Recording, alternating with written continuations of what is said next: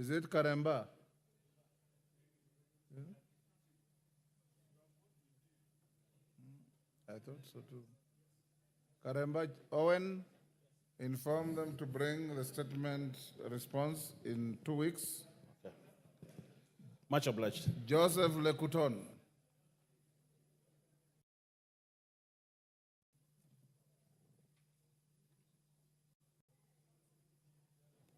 Okay. Thank you, Mr. Speaker.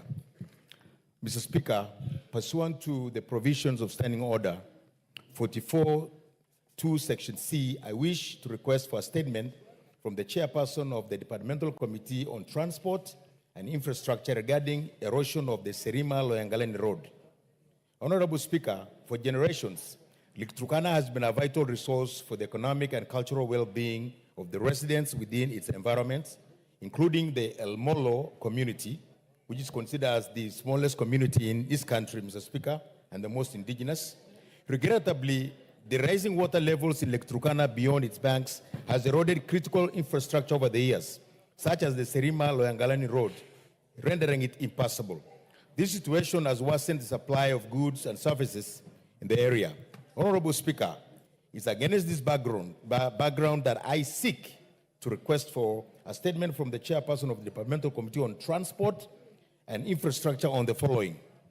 A detailed report on the urgent measures being taken to ensure the Serima-Loyangalani Road is rehabilitated, urgent measures being put in place to ensure all affected residents receive food and basic amenities, and, Mr. Speaker, steps being taken to ensure that the water from Lake Turkana is reusable for agriculture in the surrounding semi-arid areas. I thank you, Honorable Speaker. Thank you. Chairman, Transport and Infrastructure. GK. Thank you, Honorable Speaker. I request for 3 weeks to respond to that statement. You can do it in 2 weeks? Yes, but if you give me 3, The I honorable appreciate. member, I have more, many more the statements. questioner came to the Speaker's chamber very agitated about this issue. Okay. Yes. You better consult with him Yes. and bring a response in 2 weeks. I'll do so, Yes. Honorable Speaker. Thank you. Honorable members, before I call the next, allow me to acknowledge the following institutions in the Speaker's gallery. Kapsabet Girls High School Mgwen in Nandi, Kemeloi Boys High School from Aldai, Nandi. On behalf of the House and myself, we welcome the students, their teachers, and whoever else is accompanying them to the House of Parliament. Thank you. David Kiplagat, DK. Thank you, Speaker. Request for a statement regarding the expansion of Leseru-Kitale-Kortum Highway. Honorable Speaker, pursuant to the provision of Standing Order 44(2)C, I wish to request for a statement from the chairperson of the Departmental Committee on Transport and Infrastructure regarding the expansion of the Leseru-Kitale-Kortum Highway. Honorable Speaker, the Leseru-Kitale-Kortum Highway, a critical link of the Kenya-South Sudan Road Corridor, has been in dire need of rehabilitation and expansion, including providing for climbing lanes. The narrow highway has caused significant challenges to road users and pedestrians. The road is in serious state of dilapidated and requires rehabilitation. These challenges have severely affected residents by disrupting and hindering the flow of goods and services within the area. Additionally, the narrowness of the road has led to accidents resulting in the loss of life.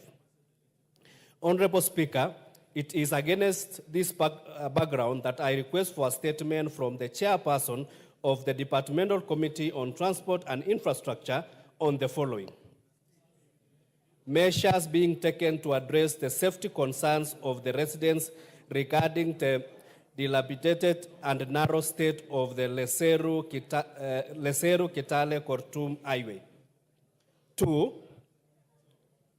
the relief measures the government is putting in place to compensate the families of the residents who have lost their livelihood through accidents as a result of the narrow state of the road.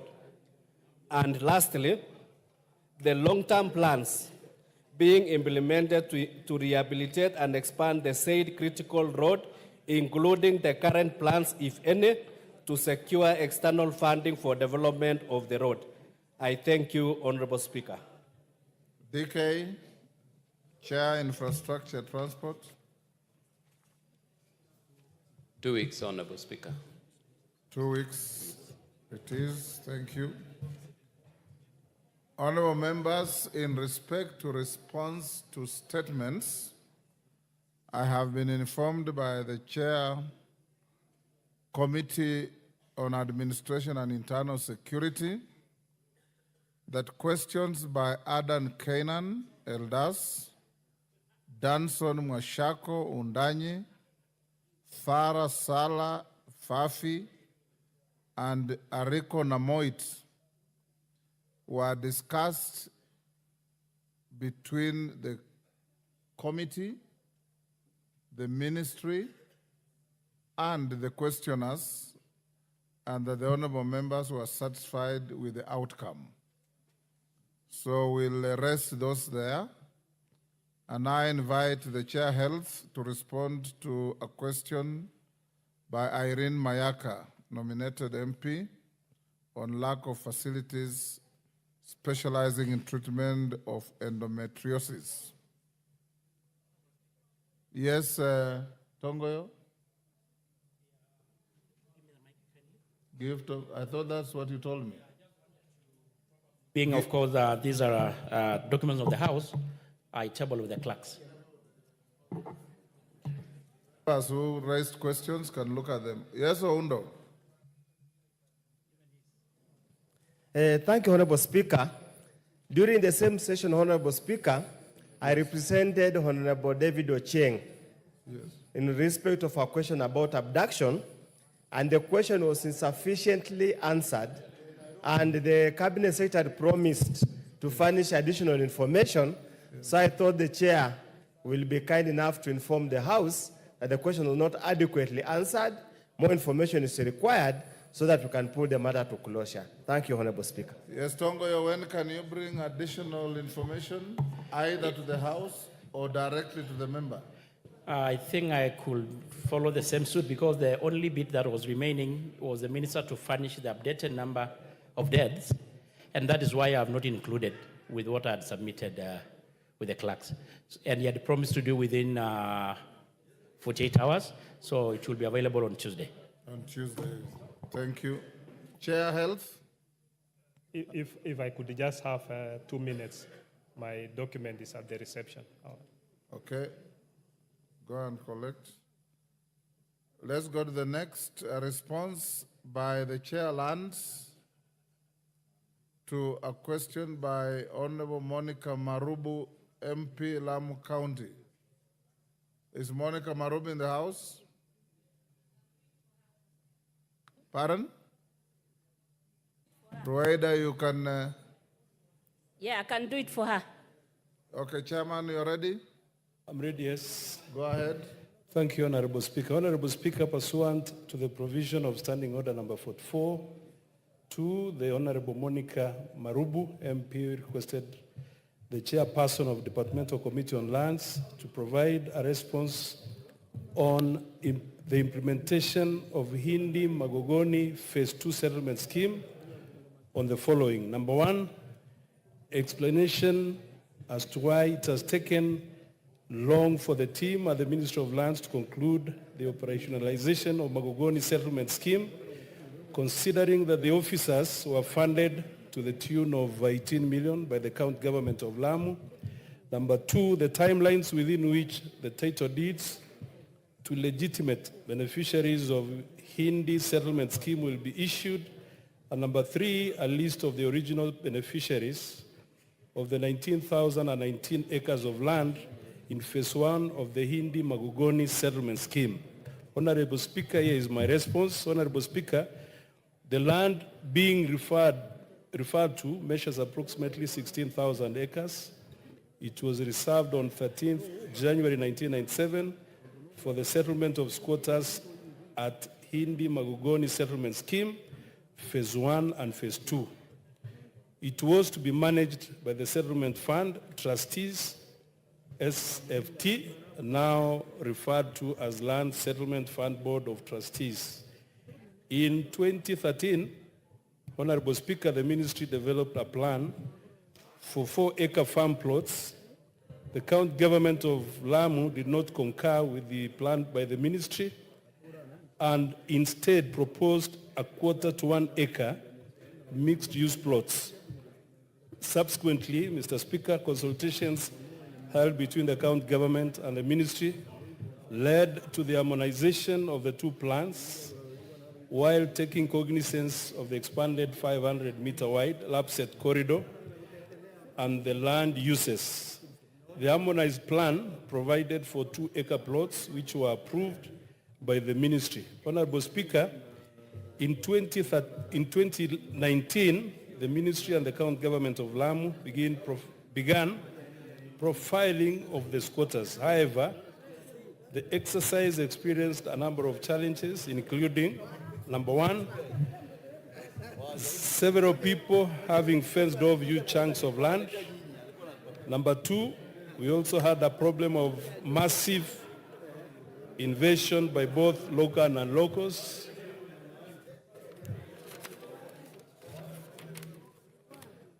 Challenge number 3, Mr. Speaker, some squatters presented multiple identity cards for absentee landlords. Number 4, political interference from some leaders by excluding those perceived to be from outside the area. Number 6, county government plans to establish an urban centers in order to collect revenue. And then number 7, rampant insecurity in the area. Honorable Speaker, in 2022, following the August general election, a new county administration came into office. Following this new development, the ministry undertook to carry out further consultations with various stakeholders with a view of finding a lasting solution.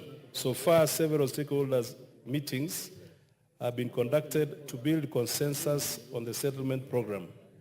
A number of solutions have been agreed upon as follows. Number 1, the State Department for Livestock to cede claim of 2,047 hectares, which is approximately 5,060 acres from the scheme. Number 2, lapset teams to sensitize beneficiaries and public on the different land uses and zoning along the corridors. Number 3, beneficiaries of the land to be identified after the survey. Order, Honorable Soro is against the standing orders to stand between the member on the floor and the speaker. Number 4, thank you, Honorable Speaker, the Boni community to be considered in the scheme alongside others. Number 5, Honorable Speaker, public participation, barasas be conducted and ground committees be elected. And number 6, Honorable Speaker, the Lamu County Security Team to secure project area to guard against invasion. Honorable Speaker, the issue at hand is quite emotive and requires extensive consultations between the ministry, the county government of Lamu, Ministry of Interior and National Administration, political leaders and the local leaders to build consensus on the way forward. The ministry will spearhead these consultations in the current financial year, 2024-2025. Once consensus is built, the ministry will commence the process of surveying, demarcation, and titling. Therefore, it's not possible to give realistic timelines for issuance of the titles in the scheme. I submit, Honorable Speaker. Rueda, Bwana Spika, haya yanaongelewa hapa si ukweli. Dadangu Muthoni ameweka, lakini amekuja hapa bunge kwa sababu hatuhusishwi. Hakuna mtu leaders ameitwa na hakuna mtu amepinga. Asiseme ati political leaders. Sote, mimi sijawahi itwa, Mheshimiwa Mudhama hajawahi itwa, Mheshimiwa Muthoni hajawahi itwa. Hiyo leaders wengine ni kina nani? Na Lamu kuna constituency 2 na women rep 1. Hatujawahi itwa, hiyo ni uongo. Ya pili, kuna kigezo hapo. Neno uongo halikubaliki kutumiwa katika bunge. Sasa niseme nini, Speaker? Manake si ukweli. Sema ukosefu wa ukweli.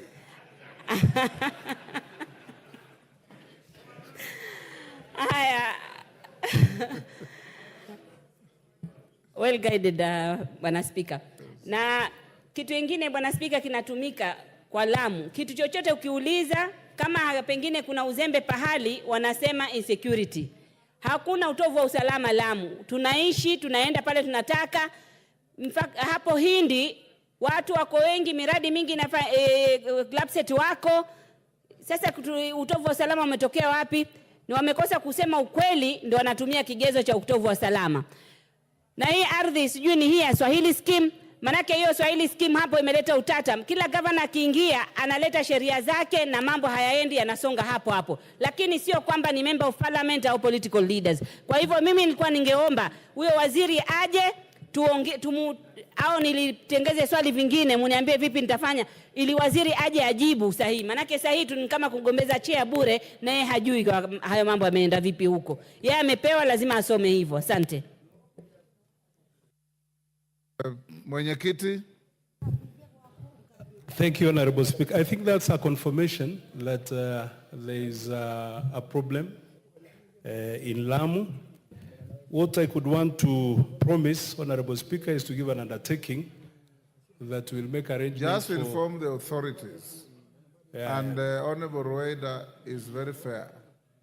She's not saying you are not doing the right thing. So that's She's why not saying you are doing the wrong thing, but she's saying involve leaders. Yeah, that's what which is a very fair request. I just want to give an undertaking as the chair of the committee that will make arrangements so that we can have the minister or the PS together with the leadership from Lamu so that we can have a round-table discussion on the same and find a lasting solution, Mr. Speaker. Thank you. Next, Kazim Tandaza. Oh, sorry. We go back to Honorable Bukose, Chairman. Is Mayaka in the house? Yes. Okay, go ahead. Thank you, Honorable Speaker. Honorable Speaker, pursuant to the provisions of Standing Order 44-2C, Honorable Irene Mayaka requested for a statement from the chairperson of the Departmental Committee on Health regarding the regulations and lack of facilities specialized in the treatment of endometriosis. Honorable Speaker, I want to respond as follows. That the state, in number 1A, state the number of facilities within the country that are specialized in endometriosis treatment, their location, and whether such facilities carry out possible awareness programs on endometriosis. Response. Endometriosis is a disease in which tissue similar to the lining of uterus grows outside the uterus. It is associated with chronic pelvic pain, especially during periods, that is menses. And this pain could also occur during or after sex, heavy menstrual bleeding, and difficulties in conceiving. In Kenya, the prevalence of endometriosis is 4.6%. Diagnosis and treatment of endometriosis is mainly undertaken by gynecologists through laparoscopic visualization and histological confirmation, which are considered the gold standard for diagnostic of endometriosis. The treatment can either be drugs or, in severe complicated cases, laparoscopic surgery. Currently, there are 2 level 6 health facilities, Kenyatta National Hospital and Moi Teaching and Referral Hospital, that can be able to treat endometriosis.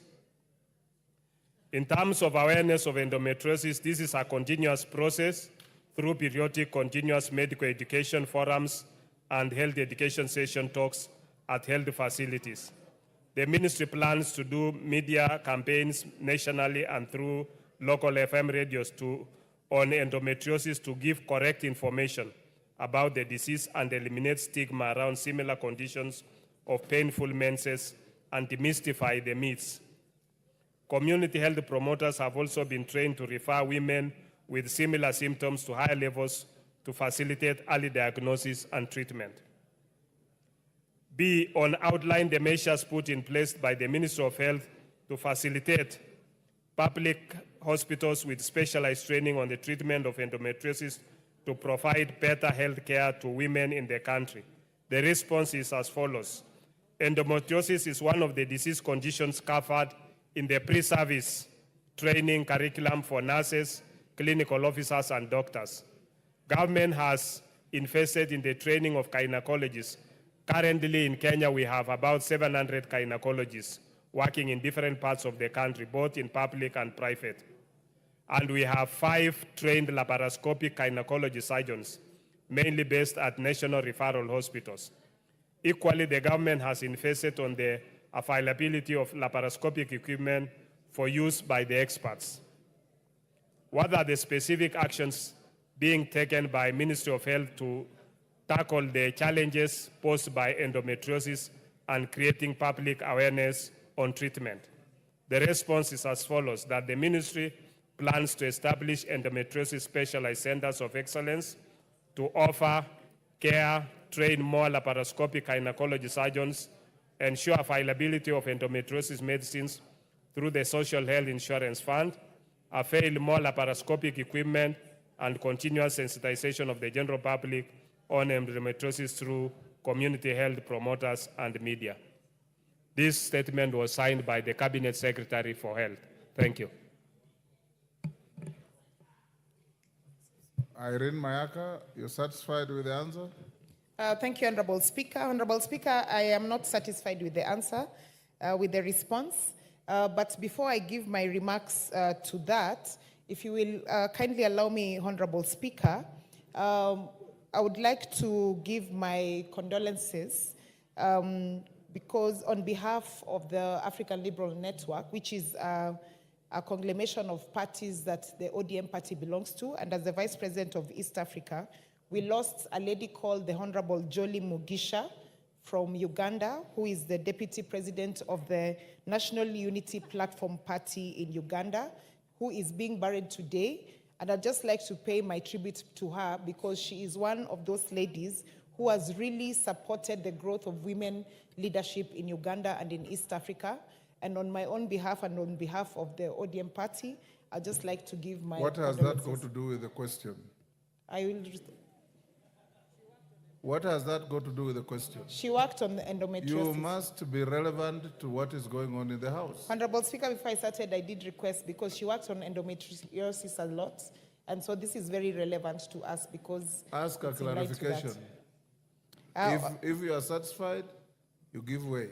Honorable Speaker, I'm not satisfied with the response. I find it underwhelming for 3 reasons. Number one, the fact that in the statement, the chair tells us that we only have 5 surgeons who actually work on the laparoscopic gynecological surgeons, and yet this is one procedure that is extremely expensive. It costs between 350,000 to 1 million shillings. And to think of the number of women, especially the young women who suffer from this, I think the Ministry of Health can do much more towards this particular disease. And then secondly, part of the response tells us that the ministry is working on training and is working on sensitizing, but there's no specific dates towards that. Working could be in 2 years from now or 3 years from now. When exactly do they want to begin the sensitization process? Because one of the things that the young women really suffer from is from the stigmatization that they get from this particular disease. So we need to have very specific information in terms of when is this sensitization beginning.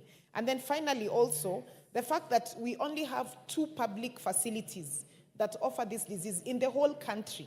And yet we have so many other private facilities that offer it at a very expensive rate. And as I said earlier, for the young girls who are between the age of 15 and 24, who suffer the most from this, I think we need to do a bit more than what we are being told by the ministry. I therefore think that this is not enough for us. Thank you.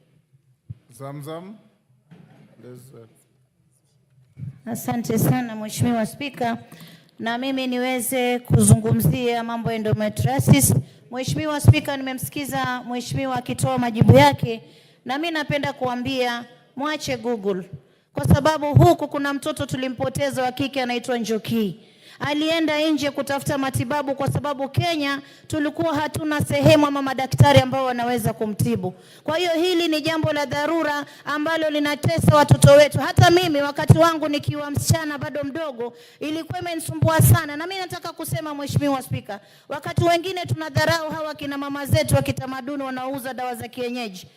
Kuna mama ambaye alinitibu wa kienyeji kwa sababu hospitali ilikuwa hakuna matibabu kabisa. Kwa hiyo mimi naomba wale ambao wanahusika na wizara ya health, naomba sana muipigilie upatu, sio mambo ya planning, ni action. Wakati huu tunataka action, watoto wetu wanakufa, sisi kina mama tunasikia vibaya sana. Najua wanaume hamwendi katika hedhi, ni wanawake ndio tunaoenda katika hedhi, na tuna insist leo katika bunge hili tusiweze kupoteza watoto kama vile tulimpoteza Njoki. Mwenyezi Mungu amlaze na wema peponi, na yule mama ambaye alipigania mambo haya endometriosis, Mama Joli Mgisha pia, Mwenyezi Mungu amrehemu anapolala kule Uganda leo. Asante sana. Yes, Kemei. Give Beatrice Kemei the mic.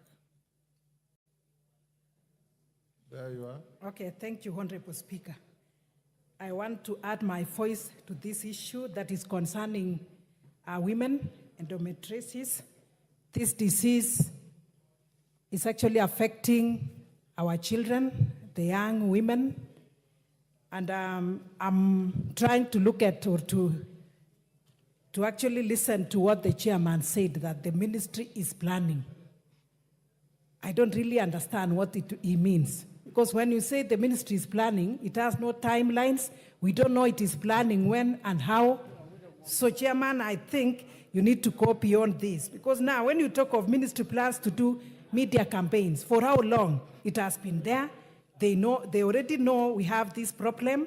Many girls don't go to school during these times. Many girls are affected seriously. It is affecting their lifestyle. And I think, Chairman, you should go beyond this.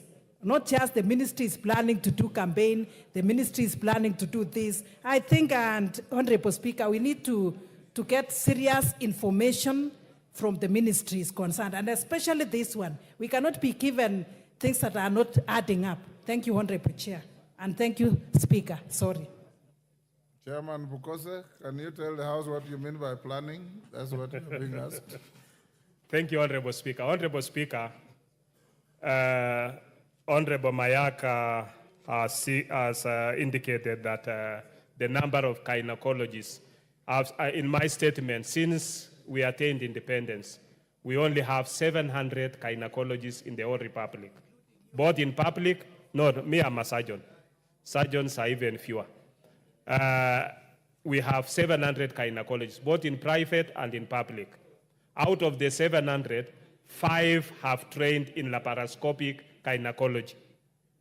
I think that is, and those are the ones now, because in laparoscopic, this is where you are able to do minimal incisions, because you want to save the beauty of the women and all that. You don't want to do big scars. So you make small incision, put in a DNA through there, and you are able to remove those extra endometrial.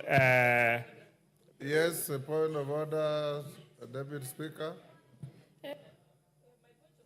Is that he's saying that there are few people who can do laparoscopic surgeries, gynecology. Yes, I know this for a fact. It's not because of aesthetic reasons. It's because when you do laparoscopic surgery, the recovery time is shorter, and chances of you ending up in ICU or having to deal with a complete open surgery where they make an incision through your entire body it causes more complications. So correct it, because whenever you talk about women issues, you trivialize it. That because our women want to look beautiful. He's trivializing something that is life-threatening. So please apologize to the women of Kenya now. Chairman. I think we are speaking the same thing with the Honorable Deputy Speaker. There is cosmetic role for surgery. When you do, just listen to me, I'm a surgeon. Yes, No. You can't teach me surgery. Yes, Zamzam. There is cosmetic reasons for any operation. Chairman, hold on. Beauty. Yes, Zamzam. Mheshimiwa Spika, mimi nataka kumwambia mheshimiwa, hii damu ikitoka kwenye uzazi huwa inatambaa inaenda paka kwenye mapafu. Sio hiyo ya beauty ambayo unazungumza ati ya wanawake ya kufanya urembo. Haya ni mambo ambayo ni serious. Uliza mke wako atakwambia hiyo ni kitu gani. Ino damu utoka ikaingia mpaka kwenye mbavu ndo ambayo ilimuua yule msichana. Na inaleta maradhi mengine huko. Kwa hiyo sio mambo sisi tukitaka cosmetic hata mimi naenda nipunguze huu mwili niwe safi. Lakini hii ni ugonjwa ambao tunahitaji madaktari serious ndani ya hili taifa waweze kumaliza. Asante sana Mheshimiwa Spika.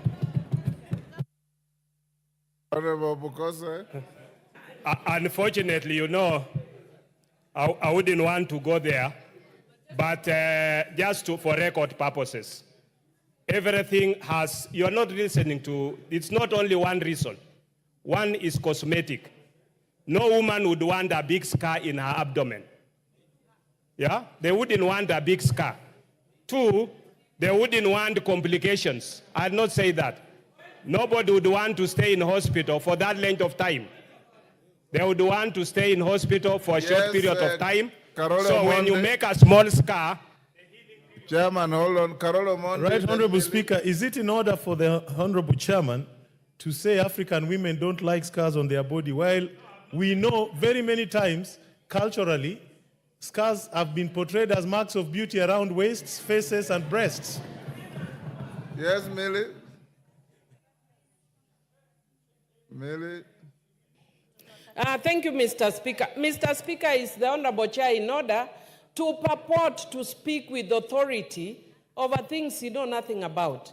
He may be a surgeon, but he does not go through what we go through. So you cannot be an authority on our bodies. For those of us who may have gone through problems like that, cosmetic issues are the last of our interest.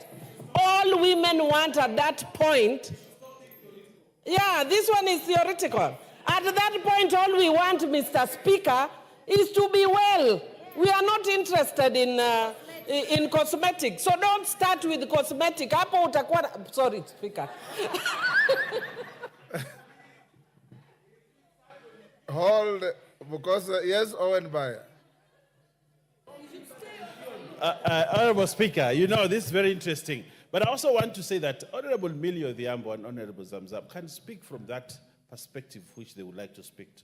But the Honorable Pokose is a renowned surgeon, a doctor, a person who understands the woman's body from a scientific position more than the women who are here.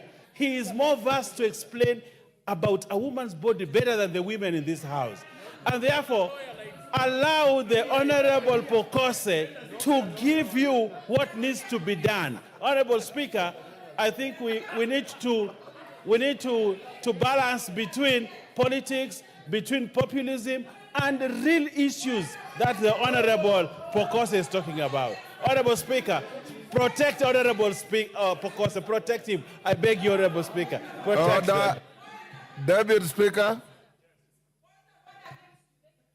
Thank you, Honorable Speaker. When I speak with authority. A member of my own family had that challenge. I spent hours and hours with doctors. Eventually, I got an 80-year-old doctor who could do laparoscopic surgery. And they explained to us the reason why we needed to do it. And Honorable Pukose, you may be, let me tell you, the patient is the one who knows best. It is not the doctor. Medicine is proximate science. You decide my diagnosis according to what I tell you, not because of what you feel. So it is me who knows how my body feels. It is proximate science. So don't come and lecture us here that the doctor knows. The doctor has to rely. If I tell the doctor my head aches, even though it was my feet, he'll treat my head.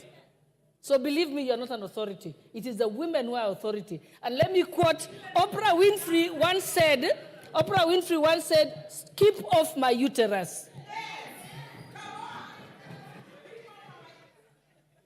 Order, Millie, this is not a public rally. Yes, let's now, Zamzam, let's hear Dr. Bukose. Okay. Thank you, Honorable Speaker. Ngoja Bukose. Zamzam. Mheshimiwa Spika, huyu ni surgeon. Aweza kuwa si gynecologist. Na yeye hana uterus. Yeye haendi kwa hedhi. Mke wake ndio enda kwa hedhi, na kuna uwezekano mkubwa kuwa kwa familia yake hajapata matatizo kama haya. Hii kitu daktari ni serious. Watoto kuanzia miaka 13 wanaumwa tumbo. Ilikuwa mimi nikiumwa natambaa na wewe unaniambia yule mtoto maskini atapata wapi pesa za cosmetic? Tafuteni madaktari wasaidie wa Kenya hapa. Mambo ya kuchangia watu kwenda nje kutafuta matibabu ni makosa. Na tuna waziri ambaye ameingia, waziri wa kike, waziri ngangari. Enda mkae na yeye chini, awape mambo ya uhakika, mlete bungeni, si mambo ya Google. Hapa ni masuala ya maisha ya wanadamu. Asante sana Mheshimiwa Spika. Yes, Millie, hold Bukose. Thank you, Mr. Speaker. We are not finishing, Honorable Bukose. Mr. Speaker, we just want him to be better educated. Yes. Mr. Speaker, I am bringing what is called the Family Reproductive Health Care Bill, based on my own personal experience on reproductive issues. Mr. Speaker, when I was in the office of the Attorney General, I was admitted, because I used to be admitted every month when I was on my menses. And every month I was told I am aborting. Mr. Speaker. And most women go through that. And when you have a problem like this, at one point, I went to a hospital, one of the renowned hospitals, and they gave me a finding by an expert doctor, and I was walking around in the office giving, because I was a very innocent, naive girl. Then somebody called me and told me, Millie, do you know what you are telling people? That you are having a sexually transmitted infection. I'm not even sexually active, but I'm walking around with a sexually transmitted infection. Mr. Speaker, even women who have not gone through this, even if they are surgeons, are not authorities. I saw a woman gynecologist when I was fainting in the office and I wanted a day off. And she told me, just for periods,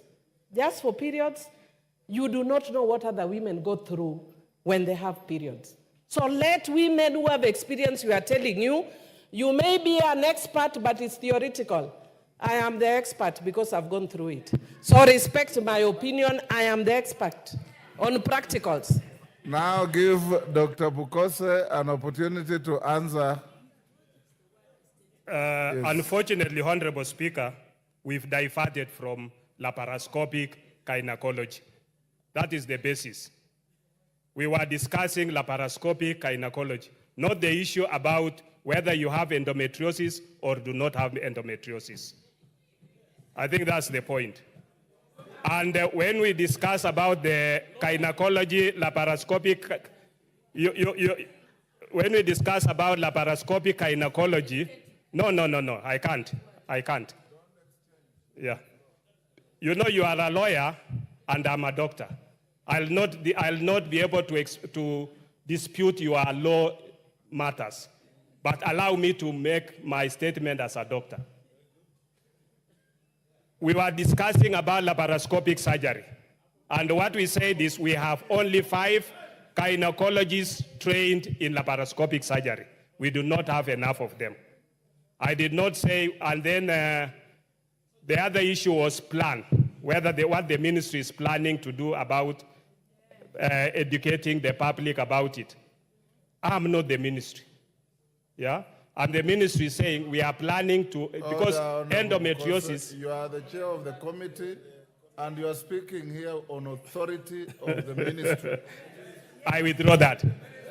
On the issue about the plan for the ministry, you know, endometriosis issues started arising when there was a lady from the media. whom we lost, and she comes from my county, Kitale. Yeah?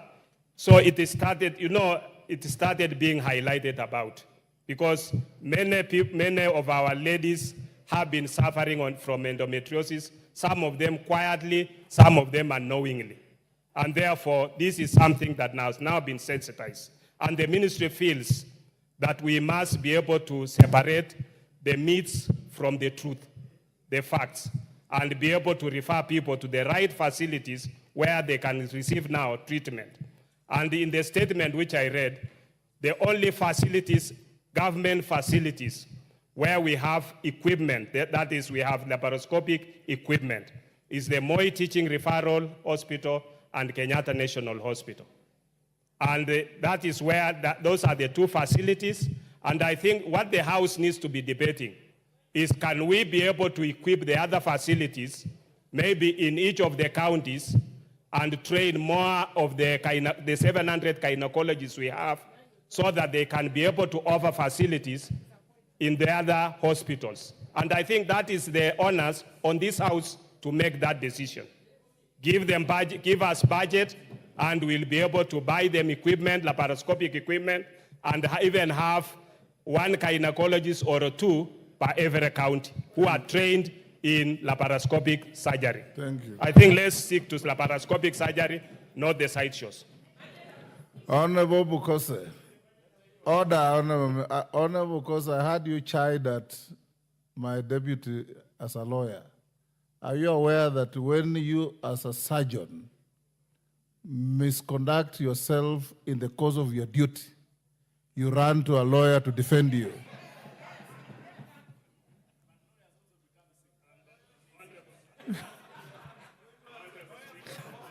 Honorable Speaker, I'm aware of that. Yes. That I can also seek lawyer services, just the same way when a lawyer becomes sick, he has to come to the hospital for treatment.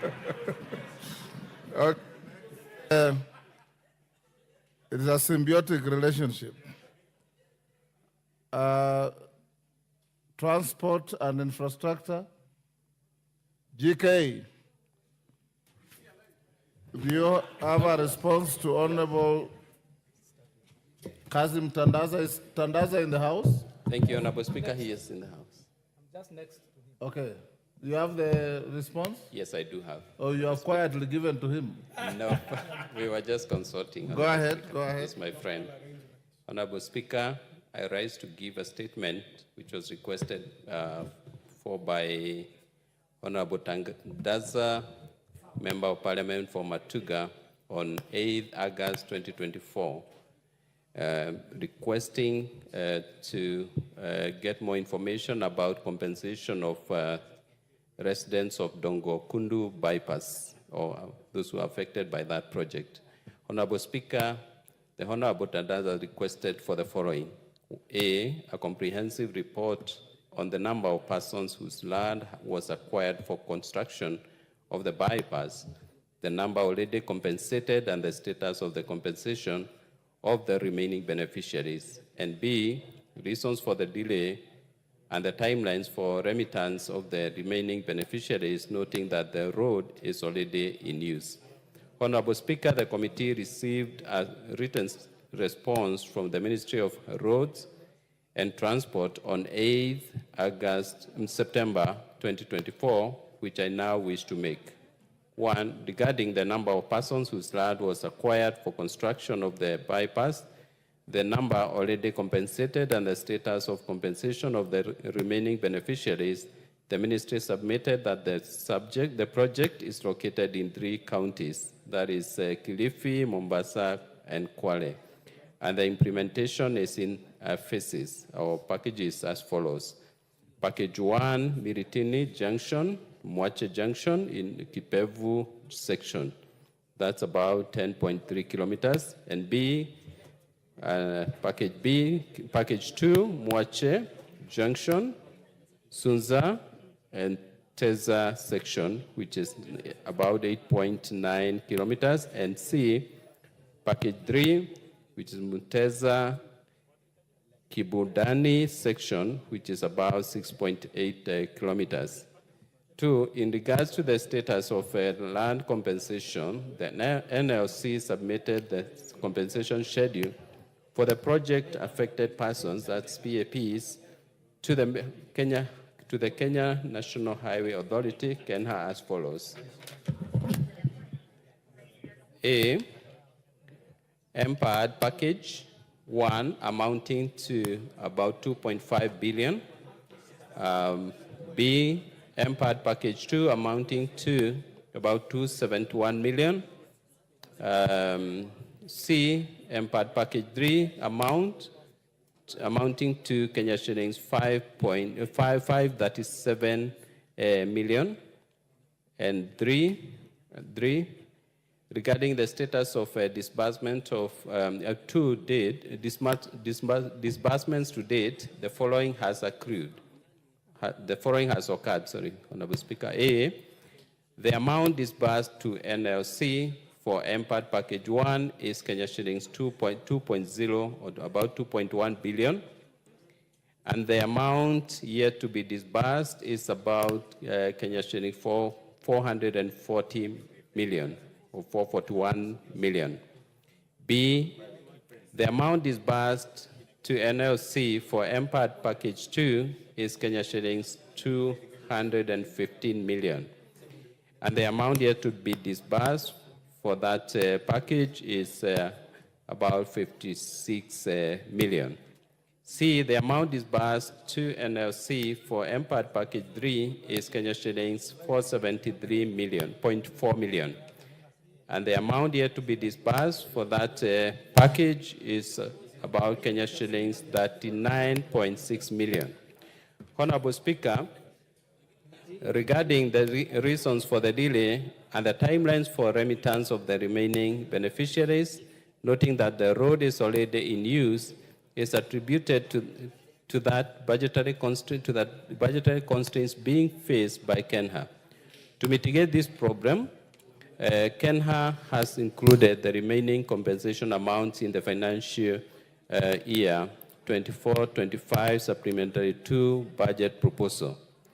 Number 5, additionally, family dispute succession from deceased PAPs to new beneficiaries, lack of documentation and subdivision of parcels of land after gazettement are some of the other reasons for delays in compensation of the remaining PAPs. 6, and last, the ministry undertakes to ensure that project-affected persons are compensated upon approval of the budget and subsequent release of funds from Exchequer. Thank you, Honorable Speaker. I submit. Thank you, GK. Tandaza, satisfactory? Not at all, Chairman. Not at all, Honorable Speaker. This is a matter that has been here severally since 2022. We are dealing with persons affected, awarded letters in 2013. The answer has always been the same generally, and here we are even. I attached a list of specific persons. Maybe I take time to read because they totally complied with the kind of disputes that he's talking about, the chairman referred to, subdivisions that is referred to, and these are people who are 100% compliant. 9 persons affected by this compensation issue. 1, Abdallah Mwakunena. 2, Salim Hamisi Bongo. 3, Halima Omar Higa. 5, Saidi Nasoro Mwakubwabwa. 6, Fatuma Ali Mwakunena. 8, Masudi Muhammad Mwatsonowe. And 9, Salim Kazungu Ndundi. The money that they are supposed to be paid, Honorable Speaker, is not the money that the chairman is referring to. This is money already with the NLC, and probably the chairman transport is not aware that even after they disburse money to NLC, NLC normally does not pay the persons affected in time for reasons better known to themselves. So, Honorable Speaker, my request on this matter is not about the supplementary tool that the chairman is referring to. The money is already there. They have disbursed the money, but NLC is not willing, for some reason which known to themselves, to compensate these people. And I would then request your indulgence to see how the Committee on Transport and the Committee on Lands can actually compel NLC to pay these particular people who are 100% compliant, Honorable Speaker. So I'm not satisfied at all with the answer that he has given because it's not the reality on the ground. GK. Thank you. Yes. Thank you, Honorable Zamzam. Asante sana Mheshimiwa Spika.